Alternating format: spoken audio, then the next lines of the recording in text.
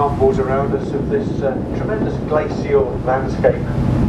Just directly ahead of us you can see exactly the profile, the shape of these giant valleys carved out by the glaciers all those thousands of years ago. Very steep-sided flat bottom.